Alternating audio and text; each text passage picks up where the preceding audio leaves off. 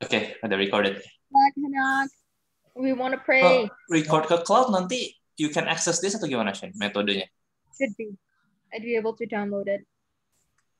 Ya, email yang bersangkutan. Bersangkutan dengan yang punya akun ya? Betul.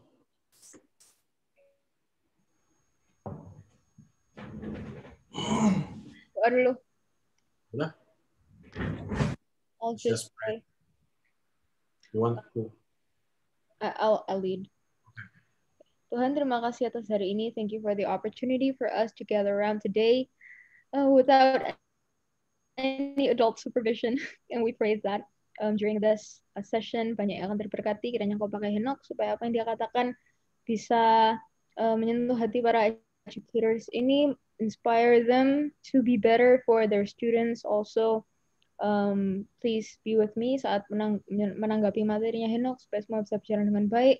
Juga Reinhard yang akan menjadi moderator, juga berkati juga Angga yang akan membantu kita nanti. Also all the participants, biarlah Engkau buka hati dan pikiran mereka supaya mereka bisa menerima your love, your inspiration that's from you for the betterment of their students. In the name of Jesus Christ we pray. Amen.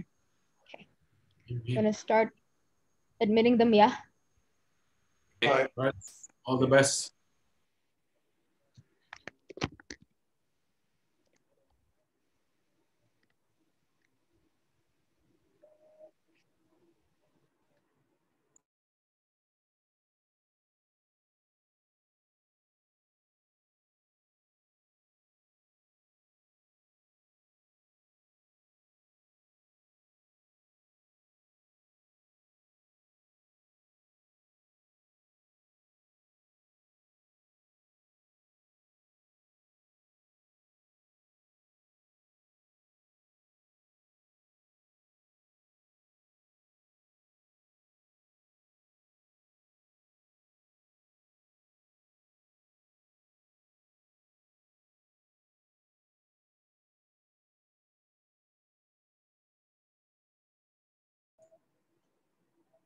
Oke, selamat sore Bapak Ibu, teman-teman pendidik semuanya. Selamat sore. Mungkin kita, thank you sudah datang tepat waktu. Mungkin in about 2-3 minutes in, ya, I think 2-3 minutes should we start? 2-3 minutes ya, 2-3 minutes. Jadi kalau Bapak Ibu mau yang teman-teman mau siap-siap minum dulu, kopinya dulu, tehnya dulu, boleh silakan. Jadi in 2-3 minutes we're going to start.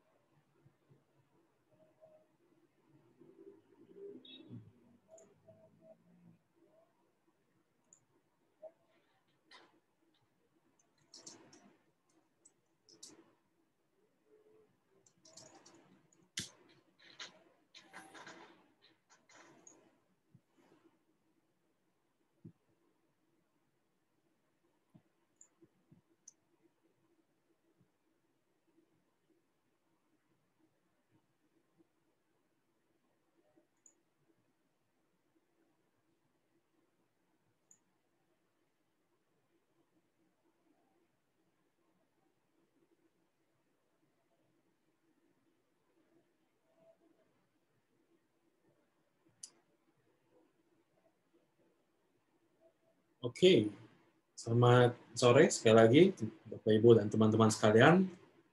It's great to have all of you here. Thank you for coming here for another session of Gate Talk session. Ya, kita sejauh ini kita sudah memiliki 3 sesi di Imago Day, and this is the continuation of the Imago Day series. Ya, hari ini yang akan dibawakan oleh our own Gate Talk Gitok people, Henok, ya. But before that,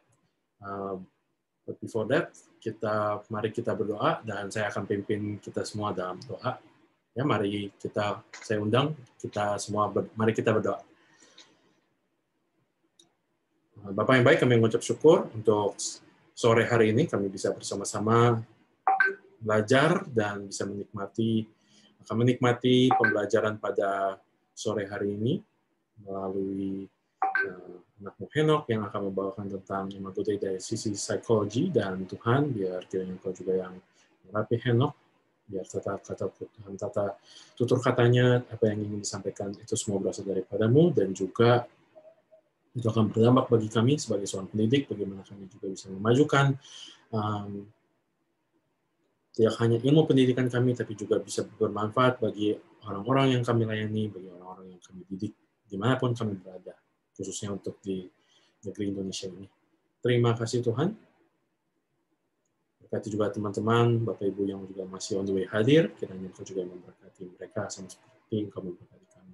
Dalam nama Tuhan Yesus kami berdoa mengucap syukur. Amin. Ya, oke, Bapak Ibu sekalian, ya, pada hari ini, ya, seperti yang tadi saya sampaikan, kalau sesi hari ini, ya, kita akan berbicara, ya, Henok akan berbicara mengenai psychology and educational tool to help understand Imago Dei. Ya, Bapak Ibu, hari ini kita akan berbicara apa sih kata sisi psikologi dari Imago Dei, ya. Dan Henok seperti yang kita sudah sering ketemu juga, ya, sering menanggapi juga, dan Henok sekarang sebagai seorang guru di Taiwan saat ini di Hsinchu County American School, ya, dan lulusan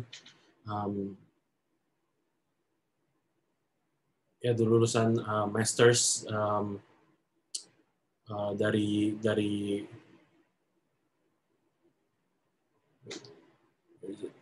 mastersnya dari Master in Education-nya dari Amerika, ya, dan banyak sekali juga Henok dalam dia punya research experience-nya, dia juga banyak menggunakan psikologi untuk Masters di Education-nya juga, ya. Dan saat ini Bapak Ibu, mari kita undang Henok untuk berbicara. Kita berikan sambutan yang paling meriah. Kalau pakai reaction boleh pakai konfeti. Yes, konfeti. Yes. Okay. Ya, konfeti. Konfeti. Alright. Yes. Okay. So kita langsung saja. Henok, the time and place is yours. All right, Reinhard, thank you for that introduction. So let's just get to it, shall we? Okay. All right, teman-teman, thank you for taking the time from your busy week dari minggu kalian yang sangat sibuk untuk menghadiri acara kami pada malam hari ini. So as Reinhard has introduced me before, my name is Henok. Some of you may know me and some of you may not. Cuman saya lulusan daripada St. Mary's College in Maryland, and I actually studied psychology there and also education. So today we're going to be talking about psychology as an educational tool to help understand Imago Dei. So ini lanjutan daripada seri kita untuk Imago Dei. Oleh karena itu, mari kita mulai dengan pembahasan tentang Imago Dei sendiri. So, okay. All right.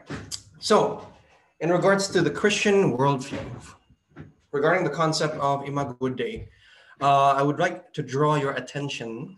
Kita kembali lagi kepada Genesis 1 ayat 26 sampai 27, in the sense that it says, "Then God said, let us make man in our image, according to our likeness, and let them rule over the fish of the sea, and over the birds of the sky, and over the cattle, and over all the earth, and over every creeping thing that creeps on the earth. God created man in his own image. In the image of God, he created him. Male and female, he created them." Oke. Saya akan memakai ayat ini karena kalau kita membahas konsep daripada Imago Dei, secara simpel kita akan membahas itu sebagai sebuah konsep di mana kita percaya bahwa Tuhan itu menciptakan manusia segambar serupa dengan Allah. So, itu akan menjadi poin daripada apa yang akan saya sampaikan pada hari ini ya. Dan juga untuk bagian ayat yang pertama, kita dapat melihat bahwa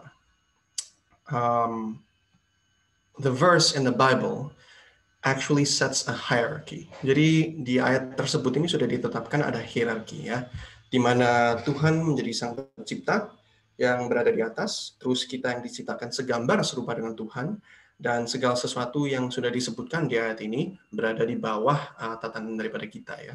So selama kita akan lanjut, saya dorong agar kalian juga berpikir tentang konsep daripada hierarki tersebut yang sudah ditetapkan oleh Tuhan sejak awal. Oke, saya tidak akan terlalu membahas tentang Imago Dei terlalu dalam. Yang saya akan fokuskan pada hari ini adalah psikologi dan hubungannya dengan Imago Dei. Oke, sebelum kita membahas tentang psikologi dan Imago Dei, kita akan membahas dulu tentang psikologi dan kekristenan, terutama there is a Christian aversion to psychology. Bahasa Indonesianya kalau kita anggap kasarannya ya ada sedikit kealergian lah terhadap daripada konsep psikologi ya. Pertama yang akan kita bahas adalah bahwa orang-orang Kristen biasanya ngomong bahwa kalau psikologi terlalu relatif, tidak ada definisi yang pasti, tidak ada bukti yang pasti. Juga berasal dari orang-orang yang bukan Kristen. Ini terutama kalau kita membahas tentang tokoh-tokoh daripada psikolog-psikolog yang sudah ada, especially kalau kita melihat contoh yang sudah diterapkan Sigmund Freud ya, Antichrist Devil, wah. Terus yang lain-lain juga ada pandangan reduksionis, pandangan yang sangat reduksionis. Wah, masa kita melihat manusia bukan sebagai yang ayat tadi katakan gambar rupa Allah, tetapi kita melihat manusia berdasarkan neuron yang berada di dalam otak, berdasarkan reaksi kimia yang berada di dalam otak. Jadi reduksionis. Terus ini juga yang besar juga, kalau orang-orang Kristen biasanya ngomong, salvation through faith and faith alone. Yes, salvation through faith and faith alone, tapi bukan berarti kita tidak bertanggung jawab in the sense that kita tidak mempelajari lebih lanjut lagi tentang orang-orang lain, tentang hal-hal yang berada di sekitar kita. Karena pertanggungjawaban untuk kita mempelajari tentang hal-hal tersebut falls on our shoulder, karena kita diberikan mandat tersebut oleh Tuhan ya.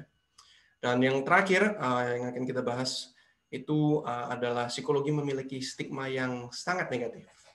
Stigma yang sangat negatif di mana kalau orang-orang ngomongnya tentang psikologi, wah sakit jiwa kamu ya. Jangan-jangan kamu ngomongnya tentang orang-orang yang sakit jiwa, atau kamu bergaul dengan orang-orang atau menangani tentang orang-orang yang sakit jiwa. Jadi ada stigma yang sangat negatif sampai kalau misalnya kita melihat ada sekolah-sekolah di Indonesia tentang orang tua dan keluarga-keluarga, dan juga bahkan kita melihat pun di Taiwan pun juga ada orang-orang yang memiliki stigma yang begitu negatif tentang psikologi, bahwa mereka tidak mau memakai apapun yang berhubungan dengan ilmu psikologi. Konseling dianggap sebagai tidak penting. Konseling dianggap sebagai wah, kalau konseling berarti jangan-jangan ada something wrong dengan saya sendiri ya. Bahkan kalau yang di Indonesia kita melihat bahwa biasanya sampai ada sesuatu terjadi dulu yang ekstrim baru mereka oke, mungkin kita harus cari bantuan, mungkin kita harus cari solusi. Ya oke lah, mari kita melihat psikologi, tapi sudah telat, sudah terlambat. So ini adalah beberapa aversi daripada orang-orang Kristen terhadap psikologi yang jujur aja sangat problematik. Dan pada hari ini saya akan menjelaskan mengapa kita tidak perlu memiliki this aversion to psychology. Oke, kita akan masuk dulu ke Psych 101 Crash Course. So I would encourage that kita keluarkan HP atau keluarkan laptop atau suatu device, karena saya akan memberikan pertanyaan kepada Anda. Tolong bisa scan barcode ini dan juga pergi kepada menti.com. Kalau bisa pergi ke menti.com, tinggal masukin kodenya saja. Dan tolong jawab pertanyaan ini. Saya encourage bahwa kita akan menjawab pertanyaan ini dengan sejujur mungkin. Ini completely anonymous, jadi nama kalian tidak akan muncul. Menjawab sejujur mungkin. Kalau tidak ngerti, tolong jawab tidak ngerti. Kalau mengerti, silakan kita jawab apa yang Anda mengerti. Kita akan berpartisipasi dan kita juga akan memakai ini untuk diskusi kami selanjutnya ya. So, saya akan menampilkan ini beberapa detik kemudian, kira-kira 10-15 seconds, and then after that kita akan pergi ke menti.com.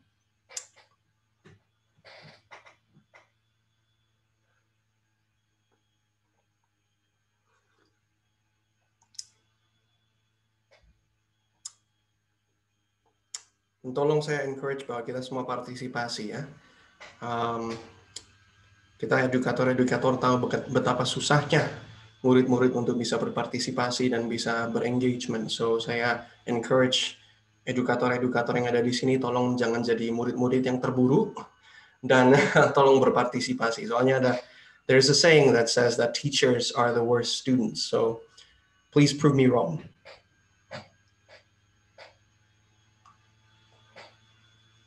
Okay, let's take a look at the menti.com.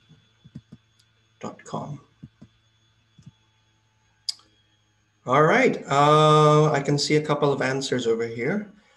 Okay, what is psychology? What is your understanding of psychology? Psych is a method of analysis or study of human behavior. Psychology is a study of the immaterial aspect of the human being, commonly termed as soul. Wah. Ilmu tentang human mind and its function, berhubungan dengan behavior. Ilmu yang mempelajari tentang mind dan perilaku manusia. Ilmu yang mempelajari perasaan, emosi, jiwa manusia, hubungan interpersonal. Ilmu mengenai kejiwaan, wah banyak sekali. Otak orang, whoever that is, I say hello back. Okay. Ini ada definisi yang lumayan panjang. Psikologi adalah ilmu yang mempelajari perilaku manusia secara keseluruhan. Menurut saya, psikologi memiliki ladang yang sangat luas. Ada berbagai bidang yang dipelajari, baik itu klinis, perusahaan, pendidikan, dan lain-lain. Psychology is one of the knowledge, study about human behavior, perilaku dan ilmu tentang pikiran seseorang, ilmu yang mempelajari jiwa, study about the mind and behavior. Wah, banyak sekali definisi. Bagus. Okay, I'm very happy with the participation. Okay, so I encourage that all of you get a pat in the back and then feel good about yourself for participating.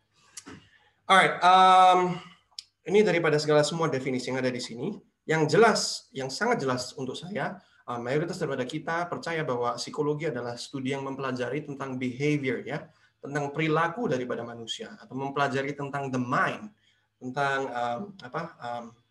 pikiran manusia, dan juga yang terakhir, yang ketiga, itu mempelajari tentang jiwa, ya. Tapi saya ini akan melihat daripada definisi yang panjang ini, menurut saya ini adalah definisi yang cukup bagus. Mengapa? Karena definisi ini betul-betul menyangkut psikologi, di mana emang psikologi memiliki ladang yang sangat luas. Ladang yang begitu luas, di mana kita akan membahas sedikit daripada psikologi, daripada aspek-aspek psikologi. Ya, tentu saja saya tidak mungkin bisa menghabiskan 30 menit dan kalian langsung semua jadi expert dalam psikologi. Cuman saya akan berusaha give you a crash course, okay? So, mari kita kembali lagi ke presentasi dan kita akan lanjut. Now, ini beberapa definisi yang diberikan untuk psikologi, ya, untuk definisi dari kamus Merriam-Webster and Oxford Languages. Benar, ini persis seperti yang kalian berikan, yakni scientific study of the mind and behavior, scientific study of the human mind and its function, especially those affecting behavior. Waduh, itu ada typo. Wilhelm Wundt, ya, bukan Wunde, ya. Wilhelm Wundt mempercayai bahwa psikologi adalah science in which studies internal experiences of mankind. So, jadi kita mempelajari tentang pengalaman internal daripada manusia. Dan itu Wilhelm Wundt adalah suatu karakter di mana dia orang pertama yang menerapkan sekolah psikologi pertama di dunia. Nah, kita melihat daripada pandangan William James, di mana bukan hanya seorang psikologi, tetapi dia juga seorang filsuf. Daripada perspektif William James, psikologi adalah the study of the causes, conditions, and immediate consequences of states of consciousness. Jadi dia menyentuh alam kesadaran, ya. Now, kita memiliki banyak daripada definisi psikologi, and yes, cakup daripada psikologi itu sangat besar. Ini juga salah satu faktor di mana kadang-kadang kalau orang melihat terhadap psikologi langsung mereka alergi karena waduh, rumit. Jangan pelajarin aja. Daripada kita memahami manusia aja, kadang-kadang aku memahami anjingku pikirannya apa juga nggak nyambung. Apalagi memahami manusia. Jadi jangan disentuh. Jadi menakutkan. Tapi it's not something to be afraid of. In fact, kalau misalnya kita memahami secara konkret, atau at the very least kita punya keinginan untuk memahami tentang psikologi, dapat kita pakai menjadi alat yang sangat berguna, terutama sebagai edukator dan juga sebagai orang Kristen ya. Oke. Ini adalah beberapa daripada schools of psychology yang terkemuka. Yang pertama kita akan membahas dari yang paling terkenal aja. Kita ngomong Sigmund Freud, ya kan? Dia fokus daripada Sigmund Freud adalah psychoanalysis, psychology. Terus yang kedua juga yang begitu besar dan mulai terkenal juga, bukan mulai terkenal tapi sudah terkenal dari dulu, itu behaviorism psychology ya, yang dikemukakan oleh B.F. Skinner. Nah, untuk Sigmund Freud, dia fokus daripada bidang psikologi dia adalah untuk membahas hal-hal alam ketidaksadaran, the subconscious, the unconscious, you know, the id, the superego, and the ego. Daripada B.F. Skinner, dia observational in the sense bahwa dia melihat perilaku yang bisa diukur, perilaku yang bisa kita amati itu perilaku apa.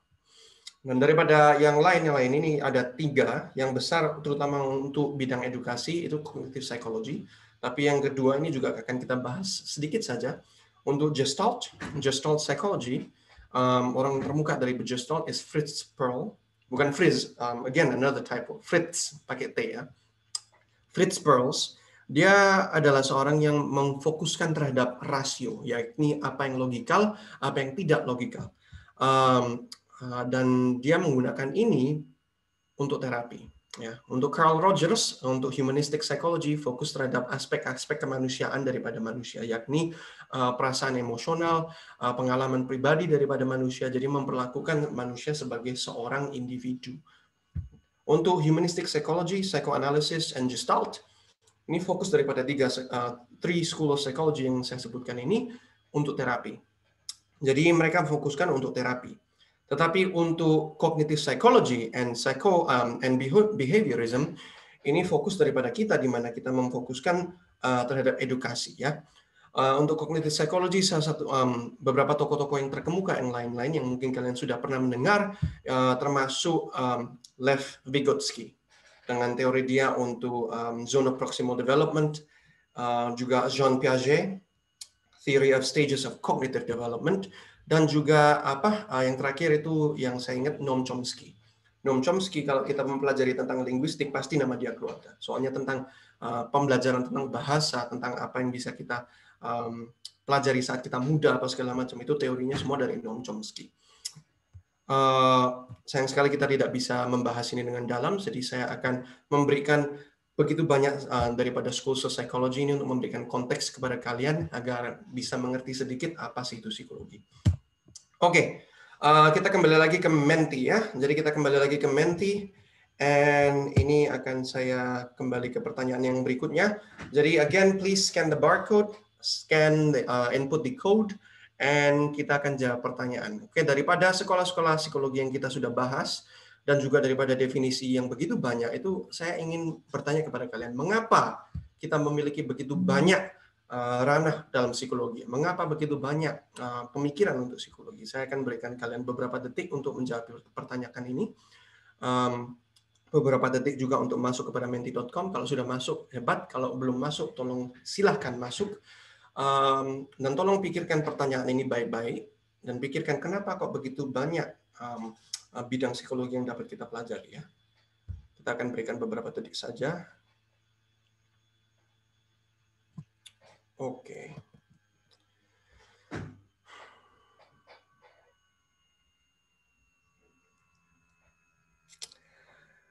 Oh.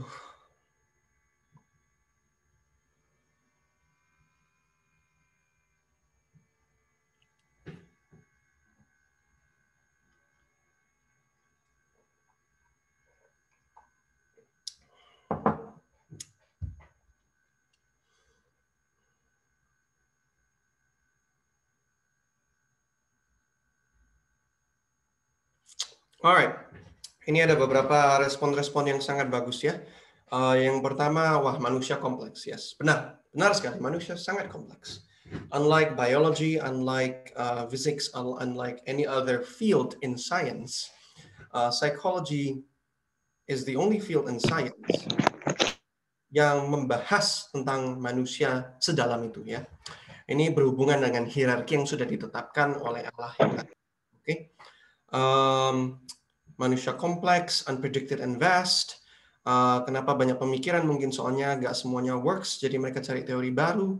Seperti di ekonomi, yes, analogi untuk psikologi dan ekonomi. Oke.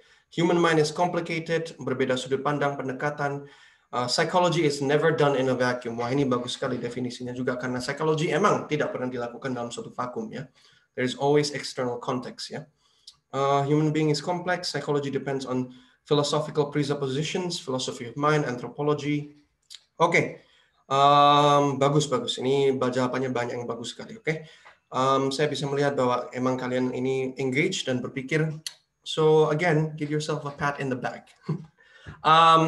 But yeah, salah satu yang paling terkemuka dari begitu banyak respons yang kita dapat, yang pertama adalah bahwa manusia itu kompleks. Oke, manusia is very complicated, unpredicted, and untuk definisi yang ini kita pakai the word vast, sangat luas, susah untuk dipahami. And yes, manusia emang betul-betul susah dipahami.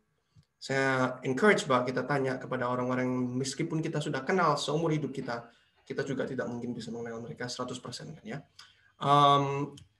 Bear that in mind, dan kita akan lanjutkan kepada pengertian psikologi sebagai sebuah alat, oke? Sebuah alat yang bisa kita pakai.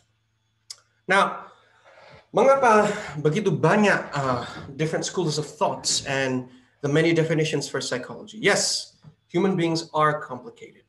But here's the thing. Because of the fact that human beings are complicated, karena fakta daripada manusia itu begitu kompleks, kita harus dapat memahami sesama manusia berdasarkan perspektif yang berbeda-beda. Oke. Dalam tanda kutip, psikologi bisa dipakai sebagai alat di mana setiap disiplin, setiap teori yang ada, kita bisa terapkan dalam tanda kutip konteks yang terbatas. Oke. Jadi kalau misalnya kita melihat tentang perspektif biologis daripada psikologi, oke. Perspektif biologis daripada psikologi, kita melihat daripada jaringan neurons dan daripada jaringan elektronik yang berada di dalam otak kita. Oke, ini daripada signal-signal elektrik yang terus ditembakkan. Begitu banyak per detik, begitu banyak signal elektrik di mana kita untuk menggerakkan tangan saja, itu signal-signal dikirim langsung dari otak. Nah, itu sudut pandang biologis. Ya. Nah, daripada sudut pandang kimia, daripada sudut pandang chemistry, kita juga dapat mengerti manusia di mana pola peran daripada otak kita itu juga berandalkan daripada chemicals that exist within our brains, okay? Neurotransmitters and also the hormones that exist within our bodies, okay? Ini daripada itu, ini harus ada maintain balance between each neurotransmitters and hormones. Dalam tanda kutip, kalau misalnya kita melihat untuk dopamin, kelebihan daripada dopamin itu efeknya juga negatif. Kekurangan daripada dopamin juga tidak baik juga. Itu daripada sudut pandang biologis dan kimia ya. Dan juga daripada sudut pandang lain, kita dapat bisa diberikan pengertian untuk mengapa manusia bertindak seperti yang mereka lakukan. Mengapa manusia melakukan perilaku yang mereka lakukan. Dan juga bukan hanya itu saja, tapi mengapa kita berpikir hal yang kita pikirkan. Terus daripada semua different perspectives of psychology and the school of thoughts itu memberikan perspektif yang begitu unik terhadap pertanyaan-pertanyaan daripada apa itu sebuah manusia. Ya. Daripada itu kita akan pakai sebuah analogi psikologi. Kalau kita melihat daripada segala suatu definisi dan juga daripada segala school of thoughts itu merupakan kita main puzzle. Jadi itu sebuah building blocks of understanding the human puzzle. Bukan kita cuma pilih satu daripada bagian puzzle tersebut. Jadi kita nggak memilih, mana which is the best school of thought, neuroscience or behaviorism? Bukan itu. Tapi setiap definisi, setiap school of thought offers a unique perspective di mana kita bisa memakai itu satu persatu dan kita menjelaskan manusia secara holistik. Jadi kita tidak mengerti manusia secara logos, tetapi kita juga mengerti secara pathos dan juga secara ethos. Oke, saya akan relate back psychology to Christianity ya. Kita sudah mengerti sedikit tentang psikologi dan kita akan menghubungkan itu kepada kekristenan dan saya akan mulai dengan suatu quote from Soren Kierkegaard. Kierkegaard states that the fundamental error of modern time lies in the fact that the yawning abyss of quality in the difference between God and man has been removed. Oke, ini infinite qualitative distinction yang dikatakan oleh Kierkegaard. Dalam tanda kutip saya akan rangkumkan bahwa Kierkegaard mengatakan bahwa basically distingsi daripada manusia dan Tuhan itu sudah tidak ada dalam dunia modern. Man confines God to the finite and limited realm of man's understanding. Dalam tanda kutip, kita sendiri yang berperan sebagai God. Oke, kita melihat bahwa kita adalah God. Kita melihat perkembangan daripada begitu banyak technological innovations, biological innovations, dan kita memahami, semakin kita memahami, there's this pride, suatu kebanggaan terhadap achievement of mankind, dan kita lupa bahwa sudah ada tatanan yang ditetapkan oleh Tuhan. Dan tatanan itu tidak bisa diubah. So kita akan kembali lagi ke hierarchical relationship. Oke, ini tatanan yang sudah ditetapkan, di mana Tuhan berada di atas, manusia berada di bawah, dan segala sesuatu yang lainnya berada di bawah. Oke, jadi kita akan kembali lagi ke sini, kepada hierarki yang sudah ditetapkan sejak awal, bahwa manusia ada keterbatasan daripada manusia. Ya, pengertian daripada manusia itu ada dalam suatu keterbatasan yang sudah ditetapkan oleh Tuhan. Oke, tetapi bukan berarti dalam keterbatasan itu kita tidak bisa mengerti. Oke, saya akan menjelaskan hierarchical relationship ini lebih lanjut lagi, di mana kita melihat kalau suatu hubungan hierarki, apa yang berada di atas bisa memahami apa yang berada di bawah. Apa yang berada di bawah hanya bisa memahami yang ada di atas segelintir saja, cuma sedikit saja. Oke, kita akan pakai contoh. Contoh daripada ini, saya akan tanya, kalau misalnya kita memahami tentang perilaku daripada anjing, perilaku daripada kucing, perilaku daripada semut, perilaku daripada let's say plants, kita bisa mempelajari dan bisa memahami sampai detail-detailnya mengapa kok tanaman bisa fotosintesis, mengapa kok binatang bisa seperti semut mendirikan koloni, mengapa kok anjing kok bisa sangat setia dengan manusia. Oke, and kalau kita pakai contoh daripada anjing, anjing melihat kepada atas, melihat di hierarki di atas, melihat manusia. Oke, kadang-kadang anjing kan bisa ngerti kalau manusia atau ownernya daripada dia lagi marah, langsung puppy dog face.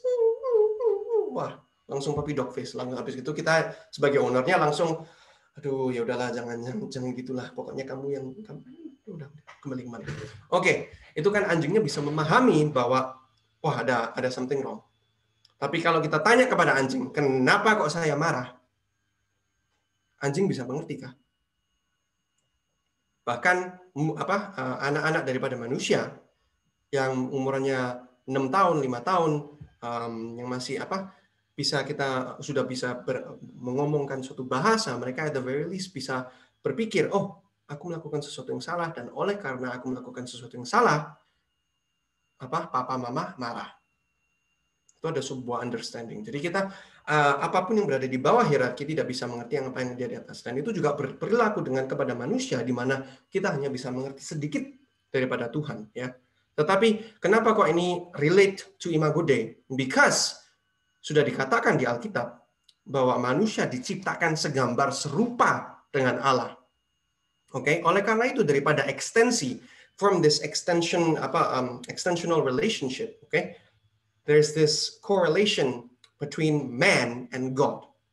Jadi pengertian kita tentang sesama manusia menggunakan ilmu psikologi, menggunakan psikologi sebagai suatu alat di mana kita melihat perilaku daripada manusia, kita melihat the biological aspects of mankind, kita juga bisa mengerti sedikit daripada kebesaran daripada Tuhan. Oke, secara ekstensi kita mempelajari lebih lagi tentang the greatness of our God. Now, this is a God-given responsibility. This is a mandate yang sudah diberikan oleh Allah, di mana kita tidak boleh justru alergi, kita tidak boleh tidak mau menerima, tetapi kita justru harus menerima, harus bisa memakai apa yang diberikan oleh kita diberikan oleh Tuhan untuk bisa mengerti sesama manusia lebih lanjut lagi. Oke. Dan pengertian yang tersebut ini kita juga harus kembalikan kepada prinsip bahwa kita semua berada di dalam satu hierarki sebagai di dalam tatanan yang sudah ditetapkan oleh Tuhan. Oke, and ini kita sudah sedikit lagi running out of time, so we're gonna move on ya. Ini kepada konklusi. The conclusion is that psychology itself allows an attempt to understand your fellow man within the limitations set by God. It is not something to avoid, but a tool to embrace as it provides different perspectives. These perspectives ultimately build onto a holistic understanding of man, and by extension, a minute understanding. Minute maksudnya mini sekali, nggak sampai 1%, nggak mungkin bisa sampai, of God. Okay, within the order set by God. So, itu relasional daripada psikologi dengan Imago Dei in a crash course ya. Kita cuma punya 30 menit, jadi sekarang saya akan serahkan kembali kepada Cynthia sebagai perespon daripada saya dan juga kepada Reinhard sebagai moderator. Thank you very much for your attention. Right, thank you Henok for the presentation. And ya, dan sekarang ya Bapak Ibu dan teman-teman sekalian semua ya, sekarang kita akan sebentar sekali. ada yang berharap lebih banyak ya, saya pun juga berharap lebih banyak ya. Dan saat ini juga Bapak Ibu, nanti sesudah ini kita akan dapat tanggapan dari Cynthia ya, dan nanti sesudah dari tanggapan nanti kita ada sesi question and answers, di mana Bapak Ibu juga kalau sudah ada pertanyaan pun bisa taruh juga di chat ya, nanti bisa taruh di chat juga, nanti bisa langsung ditanyakan sekarang, nanti sesudah itu sesudah Cynthia menanggapi, Henok bisa reply, and then dari situ kita akan question and answers. Alright, Cynthia, it's your time now. Okay, thank you Reinhard and also Henok for the materials. Terima kasih buat materinya. Tanggapan saya hari ini cukup singkat. Ada 2 main points. Yang pertama mungkin relationship antara psikologi dengan teologi, dan yang kedua adalah relationship antara psikologi dengan education itself gitu ya. Karena topiknya hari ini tentang Imago Dei dalam perspektif psikologi, yang saya mau tanyakan itu seperti ini. Kalau kita misalnya membaca di jurnal-jurnal psikologi Kristen, Christian Psychology Journal, ketika menggambarkan tentang natur manusia, the nature of human, kebanyakan justru keyword yang keluar, ini sudah ada paper yang publish tentang ini, keyword yang keluar itu kebanyakan sinfulness, evil, hal-hal seperti itu. Karena memang kalau kita tahu kan banyak sekali doktrin terkenal tentang nature manusia yang fokus terhadap kejatuhan manusia dalam dosa gitu kan, tentang the fall dan lain-lain. Contohnya misalnya total depravity, kalau manusia ini memang inherently bad gitu kan. Jadi of course kebanyakan ketika kita ngomong tentang the nature of humans di jurnal psikologi Kristen itu ngomongnya tentang event-event seperti itu, keberdosaan manusia. Nah sedangkan kata-kata yang digunakan di Genesis 1 yang tadi dikutip oleh Henok seperti Imago Dei, serupa dan segambar dengan Allah, something that's positive and good, itu jarang sekali digunakan untuk mendeskripsikan natur manusia. Nah, another thing yang aku notice adalah karena master research-nya Henok adalah di bidang positive psychology kan. So correct me if I'm wrong, tapi master research-nya Henok adalah menggunakan positive psychology untuk education, untuk reinforce students to become better students gitu. Jadi pakai psikologi positif yang fokus ke properti-properti manusia yang baik kayak gitu. Nah, sekarang jadinya pertanyaan saya adalah kenapa kok bisa ada imbalance seperti ini? Kenapa kok di jurnal Kristen Teologi itu ada imbalance yang sangat tinggi tentang bagaimana menggambarkan manusia sebagai sesuatu yang negatif daripada menggambarkan manusia sebagai sesuatu yang positif gitu kan. Dan menurut saya pun ini eventually banyak merembet ke isu-isu yang sorry to say sangat tidak Kristen gitu. Kayak misalnya karena Imago Dei itu kasarannya orang-orang yang baik, yang kudus gitu kan, dengan manusia jatuh dalam dosa. Jadinya orang-orang yang identify as gay, lesbian, transgender itu banyak yang dibilangi kalau mereka sudah nggak punya yang namanya Imago Dei. They don't have Imago Dei because of their sinfulness gitu kan. Menurut saya efeknya itu sampai ke sana. Nah, how does your research, your expertise, if I could say, dalam positive psychology bisa membantu konstruk konsep Imago Dei dalam kekristenan melalui lensa positive psychology? Mungkin itu yang pertama. Kalau mau dijawab dulu boleh, atau I can continue sama tanggapan saya. Continue, alright. Yang tanggapan saya yang kedua adalah hubungan antara psikologi sama education. Kalau misalnya kita tahu seperti yang Henok tadi katakan, psychology itu kan tidak pernah terjadi di vakum. ada sebuah konteks terhadap kenapa pemikiran psikologi bisa muncul, dan juga setiap orang yang berpsikologi dengan orang lain itu punya konteks masing-masing gitu kan. Setiap siswa di sekolah itu punya konteks masing-masing, keluarganya gimana dan lain-lain gitu kan. Nah, sedangkan gurunya pun itu memiliki konteks sendiri gitu. Jadi menurut saya psikologi ini sesuatu yang sangat personal gitu kan, something that's catered towards the students' needs gitu kan, kalau kita mau membantu siswa. Nah, masalahnya menurut saya bukan ada dikotomi antara kekristenan dengan psikologi, tapi dikotominya itu antara edukasi dan psikologi. Kalau psikologi sifatnya personal, cater to the students' need, sedangkan di modern education system, sistem pendidikan modern kita saat ini itu fokusnya pada standarisasi gitu kan. Kalau kita tahu mungkin sejarahnya modern education kan munculnya karena cepatnya muncul pada saat masa-masa industrialisasi gitu kan. Jadi kita ini membutuhkan orang-orang masa yang teredukasi, educated people, tapi yang standarnya sama semua supaya bisa kerja di pabrik, meng-increase efficiency di pabrik gitu kan. Tujuannya semuanya sama. Sedangkan psikologi tujuannya play into the student strength gitu kan. Dia bagusnya di mana, yaitu yang kita kembangkan.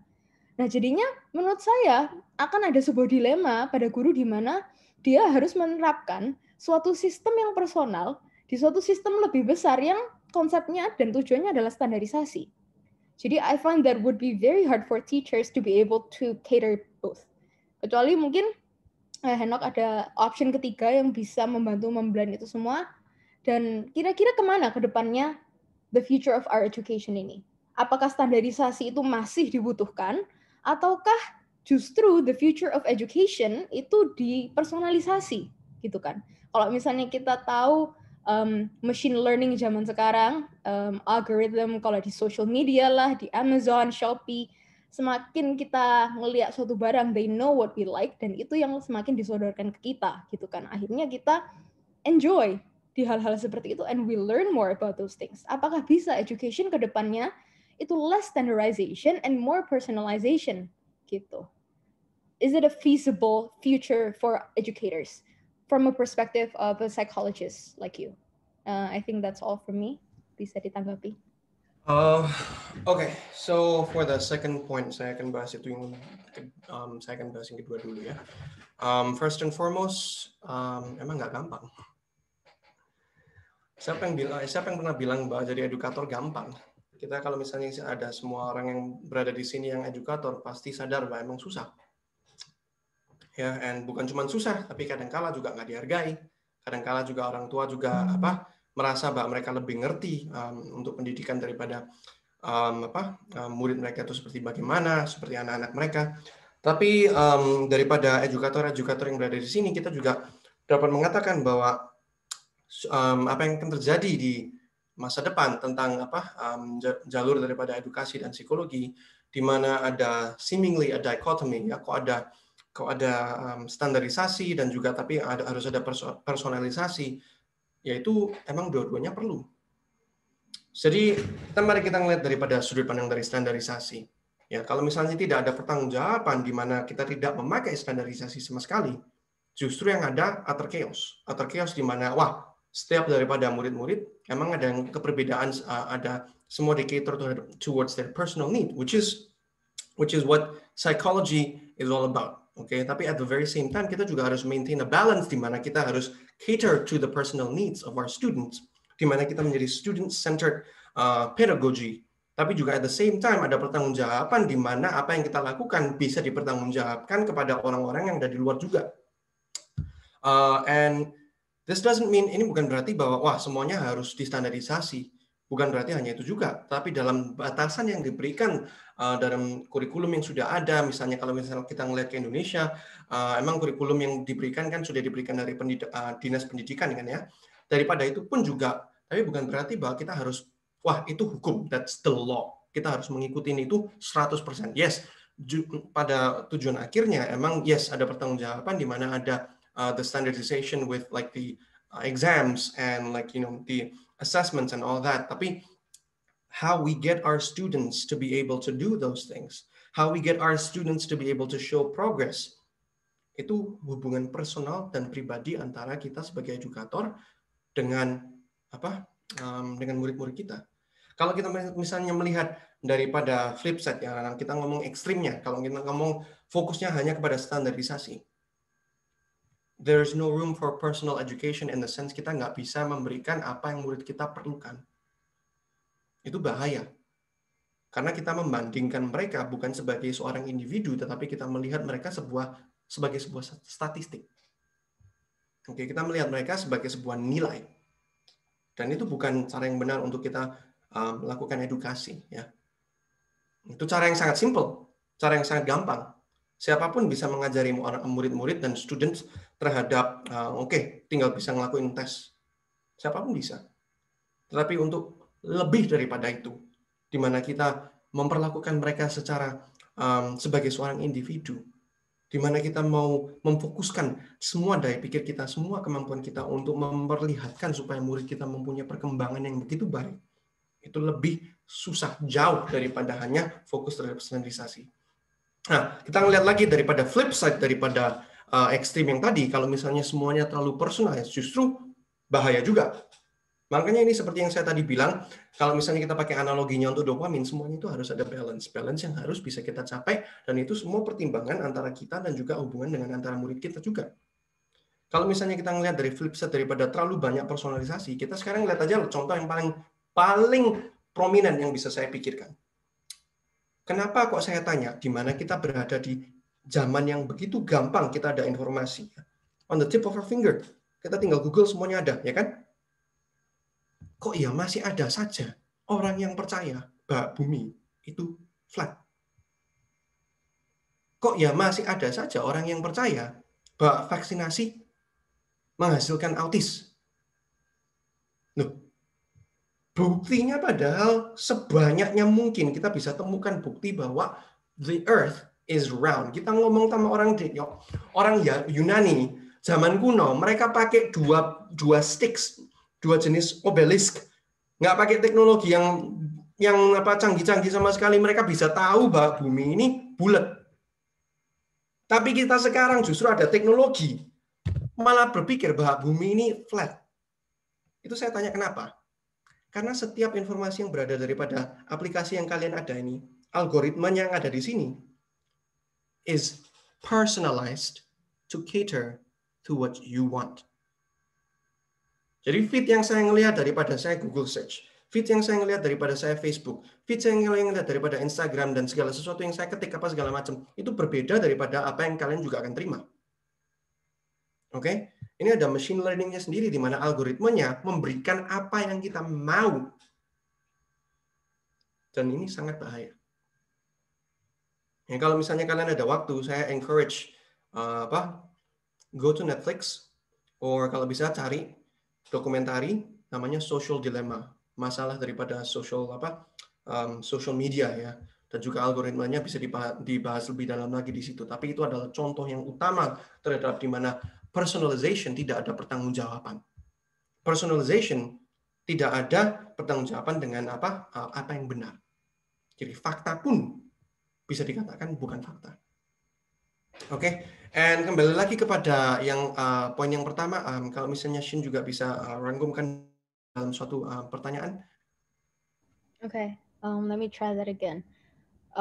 Konsep Imago Dei yang ada di jurnal-jurnal psikologi Kristen itu ketika ngomongin tentang natur manusia yang seringkali ditekankan adalah keberdosaan manusia, evil, fallenness gitu kan. Of course itu karena dipengaruhi oleh doktrin-doktrin yang memang terkenal membahas tentang itu sebagai natur manusia. Nah, sedangkan sesuatu yang positif tentang Imago Dei, kata Imago Dei sendiri itu jarang keluar untuk menggambarkan natur manusia. Kayak gitu kan. Nah, I know that your research is in positive behavior, in positive psychology, gitu kan. Kira-kira positive psychology bisa berkontribusi apa pada konsep Imago Dei yang kayaknya imbalance banget antara sesuatu yang menggambarkan negatif dengan yang sebenarnya itu positif. Lalu, karena menurut saya implikasinya adalah bagaimana banyak orang menginterpretasikan ketika seseorang itu berbeda, jatuh dalam dosa, seperti orang-orang yang lesbian, gay, transgender, itu kehilangan Imago Dei. Imago Dei is no longer there. Jadi, what can positive psychology basically help construct the idea of Imago Dei and the nature of human in that sense? Oke, saya akan kita bahas itu sedikit ya.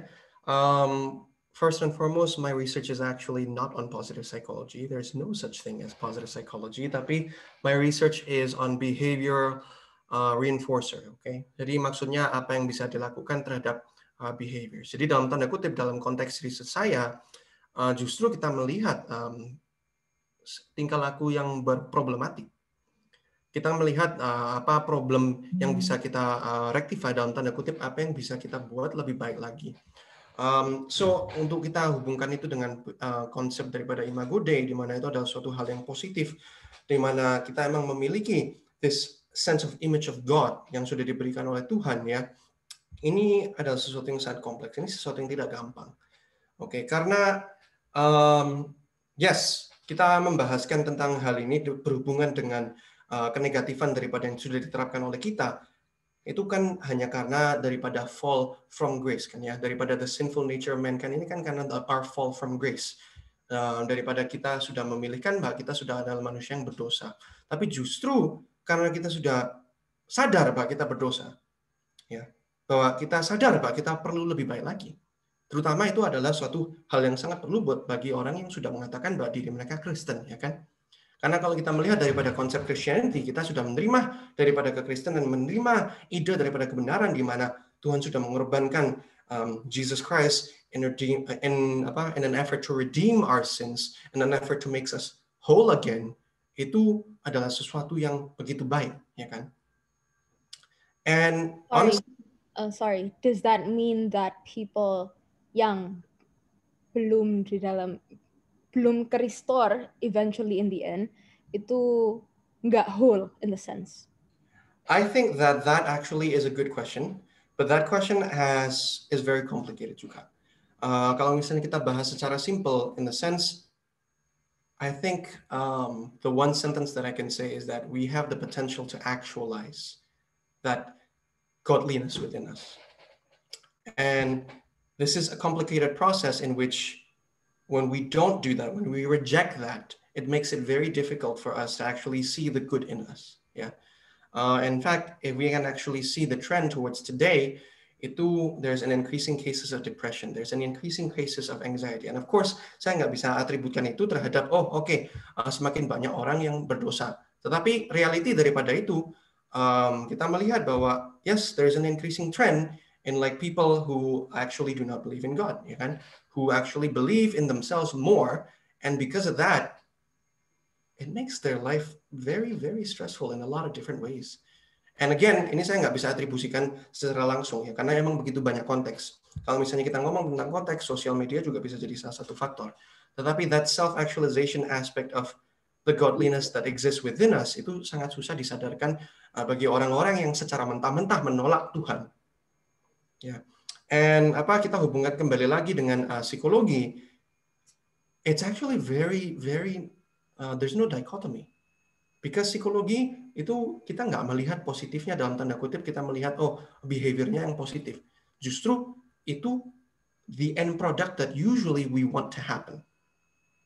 Okay? Justru kita melihat bahwa there is a problem that needs to be solved. There is a problem that we need to work on. Daripada itu makanya kita biasanya melakukan hipotesa tentang begitu banyak teori-teori. Kenapa? Karena ada masalah atau ada sesuatu yang kita ingin pahami.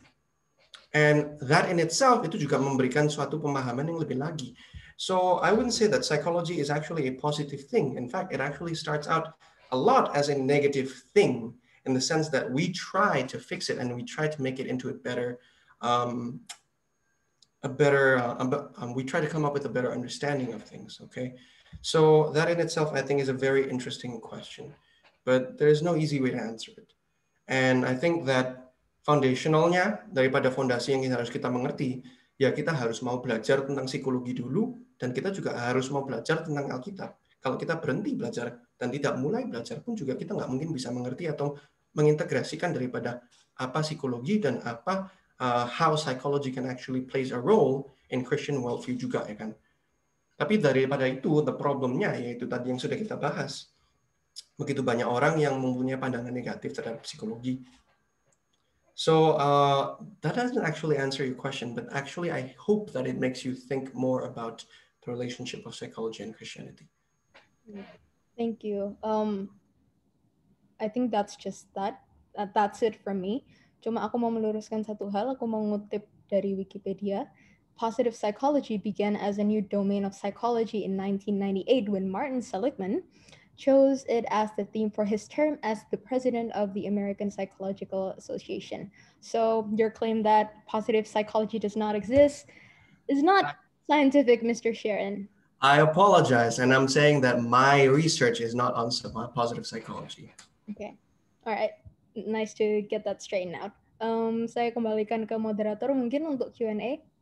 Okay, right. And semakin kompleks ya. Ya seperti yang tadi Henok juga udah bilang, there are lots of hard questions in this area, dan ada satu pertanyaan dari Dasa di Sharon, ya. Kata si pembicara, psikologi tools sebagai tools ya untuk kenal manusia. Tapi kalau underlying assumptions-nya beda sama Christian worldview, bagaimana ya? Saya nggak tahu asumsi-asumsi teori psikologi apa, tapi pasti ada gimana caranya dicampur adukan dengan benar. Atau bagaimana underlying assumption-nya tetap harus sesuai dengan Bible. Dan aku rasa ini pertanyaan mirip ya dengan apa yang Fanny katakan di sini. Kalau di dalam konteks sekolah, di sekolah saya positif disiplin diterapkan, tetapi underlying assumption-nya adalah manusia terlahir baik dan positif. Sedangkan kalau dari Christian worldview, ya kalau Christian worldview itu kan manusia naturnya berdosa dan cenderung berbuat dosa. Jadi seharusnya positif disiplin tidak akan bisa berhasil. Jadi bagaimana kita seharusnya menerima semua schools of psychology. Ya, Henok, do you want to answer that? Okay, this is a good question ya. Here's the thing, kalau misalnya kita berbicara tentang psikologi daripada underlying assumption-nya, emang harus fix to the Bible. Yes. Daripada beberapa daripada pikiran psikologi pun juga kita nggak bisa menerima sementara-mentah. Kita juga harus ada pemikiran kritis di mana which is useful dalam tanda kutip, which actually goes in alignment with the principles of the Bible, dan mana yang BS. BS maksudnya omong kosong, ya. Karena begitu banyak daripada pemikiran daripada psikologi pun yang kalau misalnya Shin ngomong, mereka ngomongnya pseudoscience. Pseudoscience ini sangat prominent, terutama salah satu hal-hal yang bisa kita lihat yang researchnya tidak begitu saintifik, tidak konkret, tapi mereka langsung membuat asumsi yang besar-besar juga kita, yaitu banyak sekali research-nya. Jadi kita harus juga bisa memiliki kesadaran di mana kita harus memilih mana yang sudah teruji, mana yang sudah bisa dipakai, dan mana yang memang scientifically solid, konkret. Nah itu nggak susah. Kenapa? Berarti kita sendiri harus memiliki kemampuan di mana kita harus bisa milah-milih informasi yang benar-benar dalam tanda kutip benar dan bukan omong kosong. Makanya kalau misalnya kita ngelihat sekarang itu susah sekali. Kenapa? Karena kita sekarang zamannya itu bukan kita hidup zaman informasi, tapi kita hidup di zaman misinformasi. In the sense that begitu banyak informasi yang begitu tersedia bagi kita bingung mau pilih yang mana. Nah, untuk underlying assumption, kalau misalnya daripada pertanyaan yang saya dapat dalam minggu ini juga ada yang bertanya kepada saya, wah kalau datangnya bukan dari orang yang non-Kristen bagaimana? Ya kita lihat, apakah ini teruji dalam cara waktu, ya kan? Apakah time tested? Is it actually scientific? Is it actually concrete? Is it actually worthwhile? Apakah ini emang sesuatu yang benar-benar bisa dipakai? Dan itu kita harus membaca sedikit research. Ya bukan sedikit sih, saya seharusnya membaca banyak. Tapi itu susah. Dan lebih susah, lebih gampang untuk tidak membaca research. Nah ini salah satu yang saya dapatkan, saya bilang, meskipun datangnya bukan daripada orang Kristen pun bukan berarti itu tidak bisa dipakai oleh kita sebagai seorang Kristen. Kalau misalnya kita pakai hanya sesuatu yang dihasilkan daripada orang Kristen, tolong saya encourage bahwa kita semua tutup komputer, tidak usah pakai. Tolong saya encourage bahwa kita semua matikan lampu, buang saja keluar. Soalnya lampu itu kan incandescent light bulb Thomas Alva Edison. Dia bukan orang Kristen, dia free thinker. Jadi harus dibuang juga tuh lampu. Komputer, kode 1010, binary code apa segala macam. Salah satu orang yang mengembangkan pertama, Alan Turing, was gay. Buang aja komputer, nggak usah dipakai. Ya nggak gitu juga kan.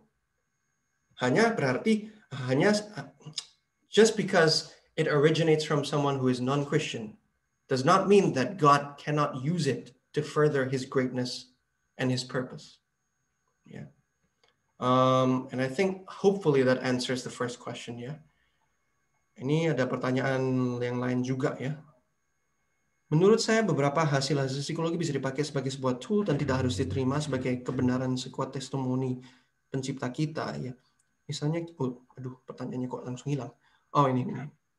Ya, jadi mungkin maybe I can help you for that. Jadi kalau yang ini dari William Nathaniel, jadi basically what he said is maksudnya dalam konteks tadi ya, I think Henok tadi already mentioned it, tadi udah dibahas ya. Maksudnya kalau misalkan dari ilmu-ilmu lain, teori-teori sains sekuler pun seperti quantum mechanics, modern science itu tetap bisa dipakai juga gitu ya. Bisa juga. Jadi maksudnya ini untuk memperkuat ya. Oke. Oke, mungkin Bapak Ibu kalau misalkan teman-teman semua kalau misalkan ada juga yang mau langsung bertanya, raise up your hands juga boleh, silakan ya kayak dan jujur aja untuk psikologi ya, it's actually much better for us if we actually ask your questions with your voice. Soalnya kalau itu kita bisa berdialog dan berdialog itu memberikan lebih banyak pengertian daripada kalau kita mengetik ya. So I encourage people to actually participate kalau bisa. Menurut saya pertanyaannya Bu Fani ini very interesting loh. Sebentar, sorry Cynthia. Tadi Pak Romi, I heard. Pak Romi? Ya, oke. Oke, Pak Romi. Saya ikut nimbrung dulu ya supaya lebih panas diskusinya. Nimbrung Pak. Saya masuk dari apa yang Cynthia tanyakan begitu ya, Nok ya. Yang pertama, kalau ini pengamatan saya mungkin Henok lebih paham karena belajar majornya psikologi. Cuma memang setahu saya psikologi itu kan keluar atau tumbuh di dalam sebuah metodologi dalam konteks sejarah yang agak mau mendekati sains yang natural begitu ya. Jadi harusnya dia ilmu sosial karena mengamati manusia, objeknya manusia, tapi karena metodologinya sangat saintifik sehingga memang cenderung eksperimental dan bagaimana menyelesaikan masalah-masalah yang real pada manusia. Sehingga metodologi seperti itu akan terarah kepada problem. Lagi pula pondasi-pondasinya seperti Sigmund Freud gitu ya, itu kan semuanya bergerak dari lack, dari kekurangan. Kekurangan apa yang harus diatasi, atau Jung atau mungkin Jacques Lacan begitu ya. Itu semuanya berangkat dari kalau ditarik jauh dari Aristoteles memang mencari lack yang kurang itu dan bagaimana diselesaikan. Memang sih ada beberapa psikolog yang lebih positif seperti Alfred Adler maybe ya. Saya baca mungkin beberapa artikelnya tapi itu lebih positif gitu. Sehingga memang hasilnya karena metodologinya begitu memang hasilnya ya seperti yang kita lihat ya, seperti yang Cynthia tanyakan tadi. Memang mengarahnya kepada situasi yang problematis, bagaimana yang problem itu diselesaikan. Nah, kecenderungannya di dalam teologi pun dengan formulasi metanarasi kita itu yang creation, fall, redemption, restoration gitu ya. Kita jarang lihat creation-nya, kita lihatnya fall-nya itu terlalu apa ya, kalau dalam film Harry Potter Voldemort-nya itu terlalu kuat gitu ya. Jadi kegelapannya itu terlalu menguasai. Sebenarnya metanarasi seperti itu sudah banyak dikritik dan banyak yang mengajukan alternatif metanarasi. Saya kutip 2 orang. Contohnya satu ya Matthew Fox dalam bukunya yang Creation Spirituality. Itu mengajukan jalan positif, jalan negatif, jalan kreatif, jalan transformatif.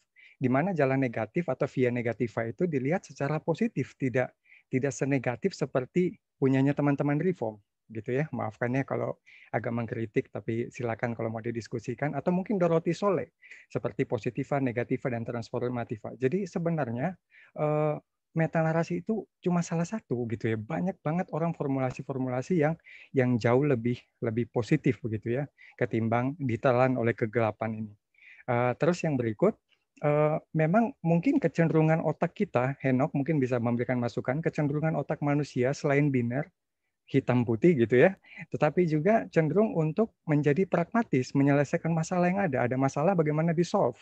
Padahal analisa SWOT biasanya itu kan problem based approach begitu ya.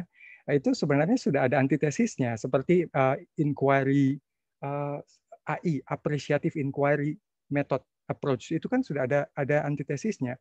Cuma memang jarang dipakai yang melihat dream, destiny dan lain sebagainya.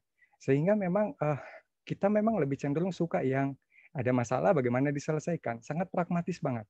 Padahal kalau dari sisi teori sebenarnya cukup lengkap. Jadi mungkin itu untuk melengkapi apa yang ditanyakan tadi ya. Mungkin Henok bisa tanggapi. Thank you. Actually, yang Pak Romi katakan itu emang menarik sekali sih. Emang kalau misalnya kita melihat daripada pikiran daripada manusia, dari pola pikir cara kita berpikir dan cara kita berperilaku, itu kita ada something that we actually call negativity bias ya. Negativity bias in the sense that we tend to focus on the negative and we tend to focus on the pragmatic. Jadi maksudnya apa yang bisa diselesaikan, masalah terjadi, jadi kita reaktif. Oke. Saya akan tanggapi berdasarkan dengan analogi yang kita pakai dalam education ya. For within the field of education, ini ada dua hal yang kita bisa fokuskan, yakni sudut pandang yang reaktif dan sudut pandang yang proaktif. So, yang sudut pandang proaktif yang salah satu yang digembor-gemborkan terutama pada zaman-zaman sekarang itu adalah prinsip di mana kita focused on the things that we can actually do first. We focus on the goal. Kita fokus terhadap goal akhir dahulu. Habis itu kita merencanakan segala sesuatunya berdasarkan goal yang kita mau capai. Oke. Jadi misalnya kalau misalnya kita mau murid-murid kita dalam tanda kutip bertindak baiklah di dalam kelas atau apa segala macam, itu kita bisa proaktif. Jadi kita bisa beberapa hal yang bisa kita lakukan itu ada di mana kita bisa tetapkan sebelumnya ya.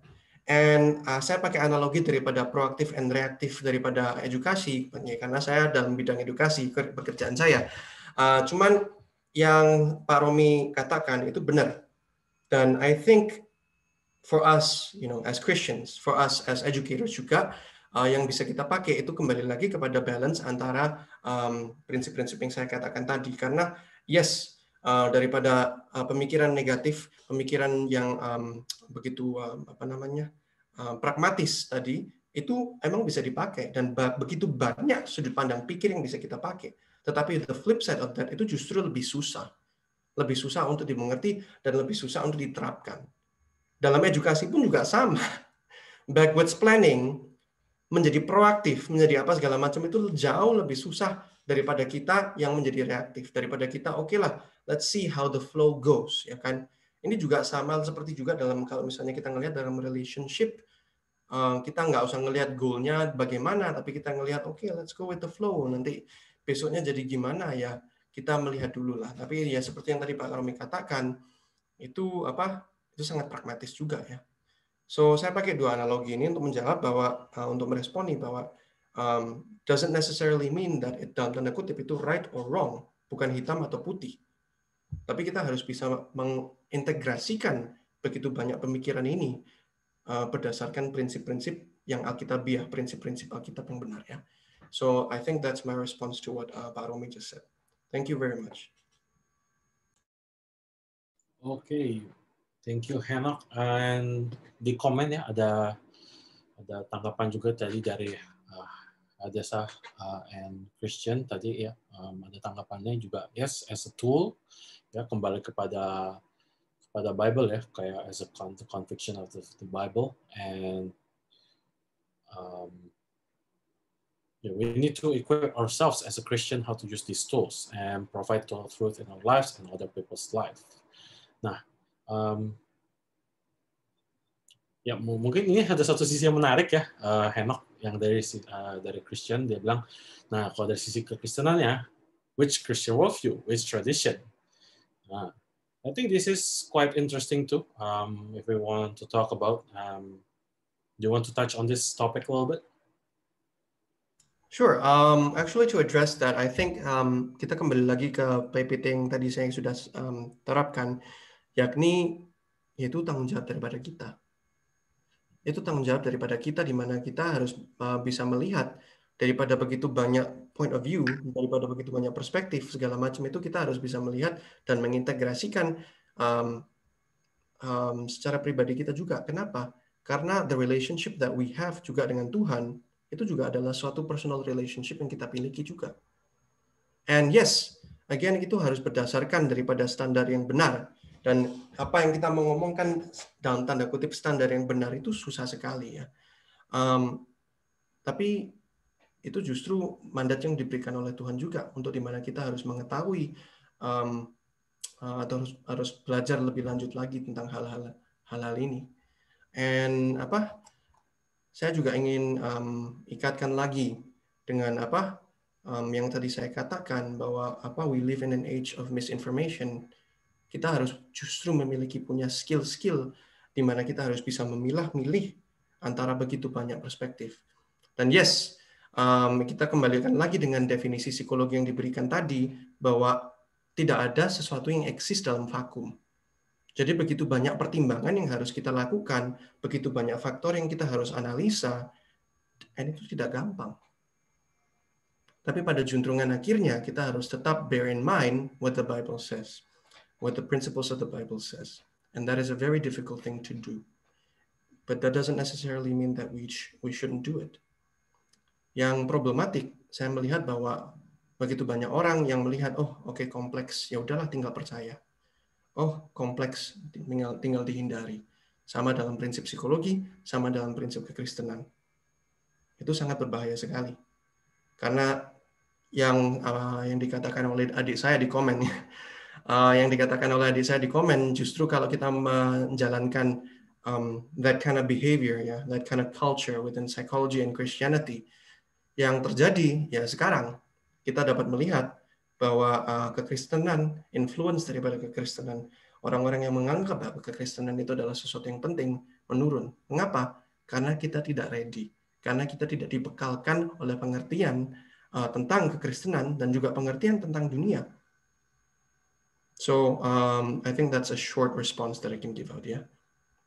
Oke, thank you Henok. Mungkin karena sejauh ini juga mungkin ada beberapa tanggapan yang menarik ya dari William. Mungkin William, if you want to talk, boleh langsung aja. You want to respond to that? Dan juga aku juga lihat di sini ada Christian Renaldi juga. Kalau mau langsung tanggapi ngomong juga silakan ya. Ini kelihatannya kalau ketik-ketik panjang gini, kadang mungkin ada yang 1-2 kata atau poin yang terlewatin gitu. Jadi kalau if you want to reply, you can reply to that, William or dari Christian. Dan teman-teman yang lain, Bapak Ibu sekalian juga kalau mau menanggapi langsung. Oh, oke, William is here. Alright, oke, William. Okay. Sebenarnya aku nggak gitu ada pertanyaan karena aku lumayan setuju dengan Henok tadi. Ini especially dalam konteks psikologi untuk edukasi ya, bukan untuk counseling. Aku bukan pengajar, aku mahasiswa, tapi aku penasaran aja kayak apa ya kira-kira kalau misalnya aku pengen mulai belajar psikologi, apa mungkin buku, textbook atau apapun yang recommended untuk pemula banget. Wah, ini harus dicatat baik-baik ya, teman-teman Bapak Ibu semua, dicatat baik-baik. Kalau untuk rekomendasi untuk textbook apa segala macam, saya jujur aja sih, saya nggak suka textbook. I hate textbooks. Textbooks itu is a secondary source ya. Jadi dalam secondary source itu pun emang banyak interpretasi, dan jujur aja kalau kita bicara tentang psikologi untuk textbook, psychological textbook itu banyak mereka kontennya sama, jujur. I think what you should actually do rather than focus on the textbook to choose is for you to actually find something that you're interested in studying. Karena psikologi adalah sebuah disiplin yang begitu luas. Kamu mau fokusnya kemana dahulu? Untuk Psych 101 pengertiannya banyak lah. Kita bisa membahas sekolah-sekolah yang schools of thoughts for psychology in so many different sense. Tapi kamu mau fokusnya kepada psikologi daripada aspek yang mana dulu. And I think that's a good starting point for people who are interested to look at psychology ya. Soalnya jangan dilihatnya sebagai sesuatu yang generik. Kalau sesuatu yang generik itu besar banget. Tapi at the very least, saya hubungkan dengan yang tadi saya katakan dengan Pak Romi, at the very least kamu harus ada goal dulu. Kamu mau belajar psikologi ini tentang apa?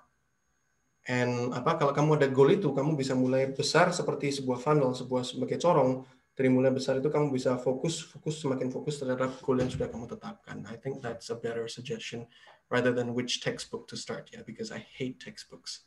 Oke, makasih. Right, okay, thank you, William. Oke, mungkin Bapak Ibu kalau yang mau bertanya juga bisa langsung saja, ya. Oh ya, bisa belajar langsung dari sumbernya ya, Pak Henok langsung. Oh, sumbernya langsung ya. Kita langsung gali aja isi otaknya apa gitu ya.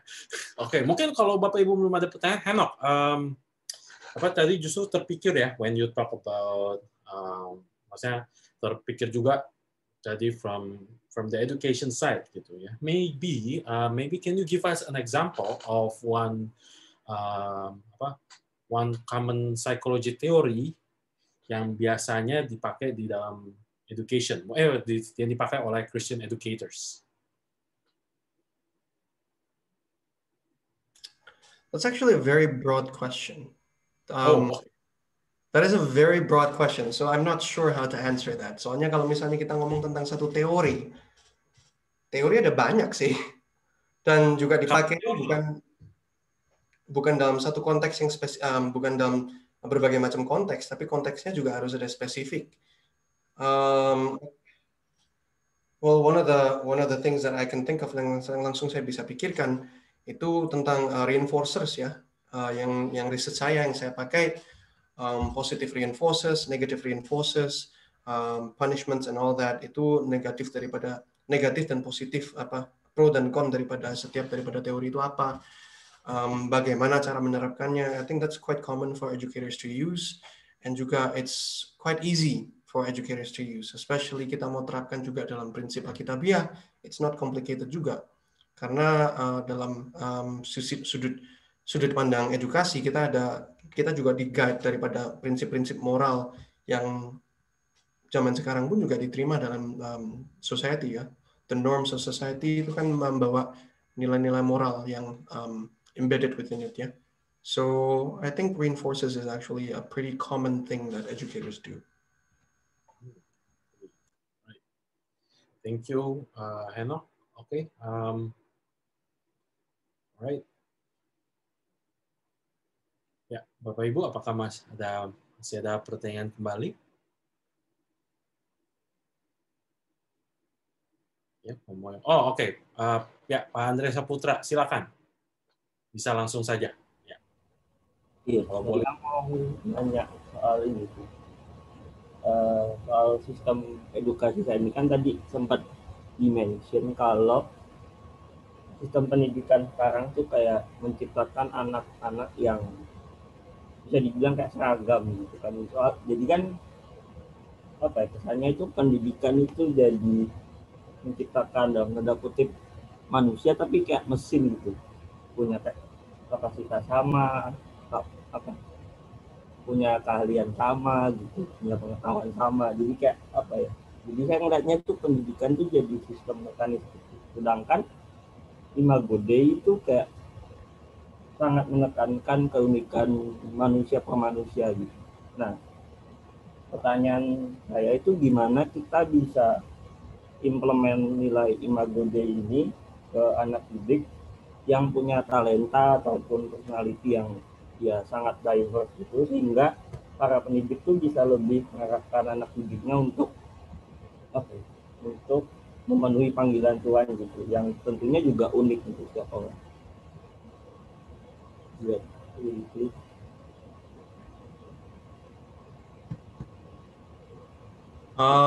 Okay, thank you very much, Pak Andrea Saputra.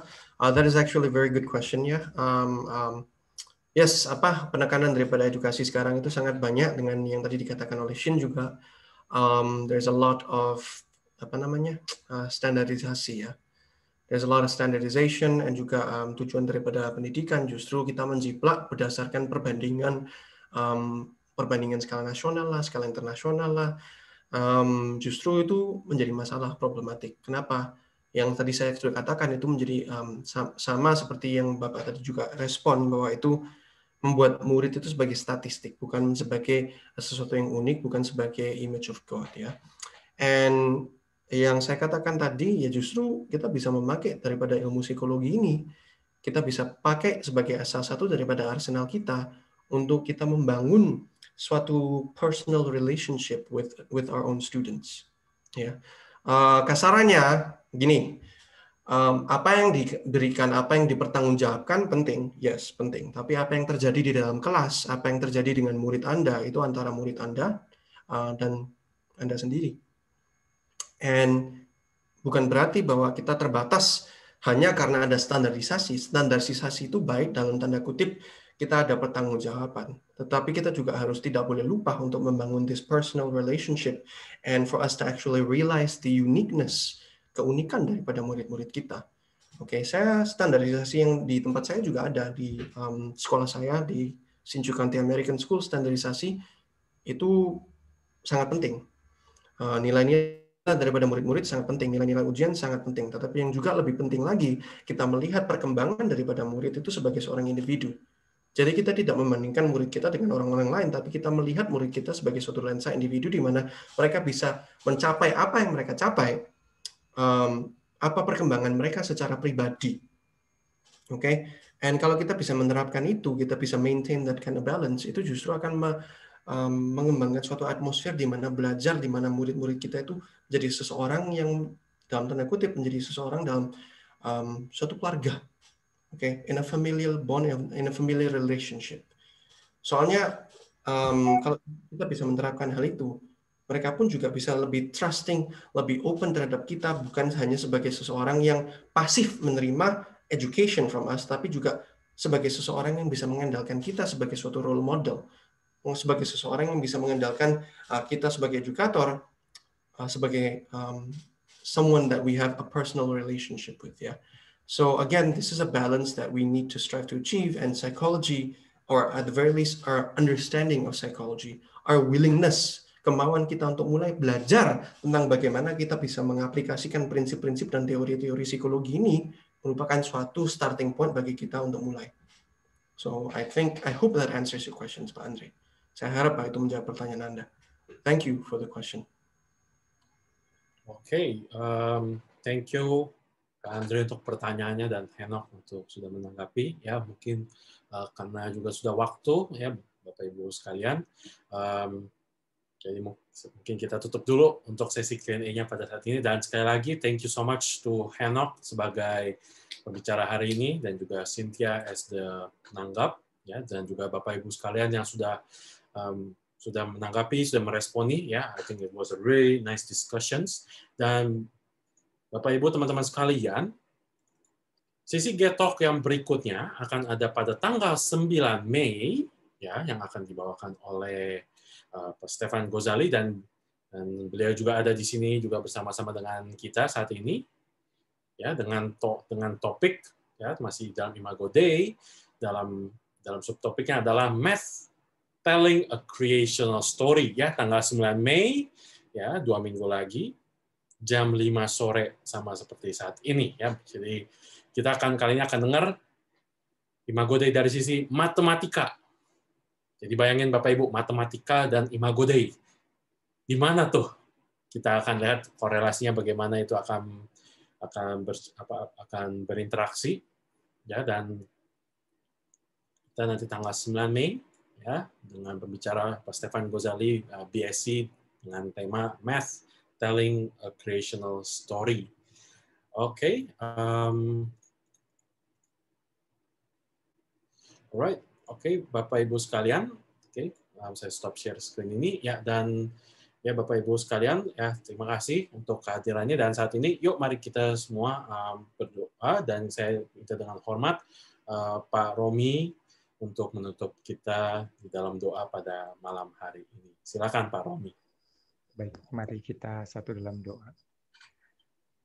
Bapa di surga, kami sangat bersyukur karena Tuhan terus memberikan kami banyak kesempatan untuk bisa melayani Tuhan, membentuk generasi, menjadi seorang arsitek bagi jiwa orang-orang yang Tuhan percayakan. Tuhan, biarlah kami menggunakan segala pengetahuan yang ada, dengan segala bimbingan dan pimpinan daripada Roh Kudus, untuk menghadirkan umat-umat Tuhan, menghadirkan shalom di tengah bangsa ini. Terima kasih, Tuhan berkati Henok, berkati Cynthia, yang sudah menjadi penangkap dan pemateri, demikian juga Reinhard, yang sudah memimpin kami dalam diskusi. Berkati setiap kami, di dalam nama Tuhan Yesus kami berdoa. Amin. Oke, terima kasih Pak Romi, ya, dan selamat malam Bapak Ibu teman-teman sekalian semuanya. God bless. Terima kasih. Thank you, Reinhard.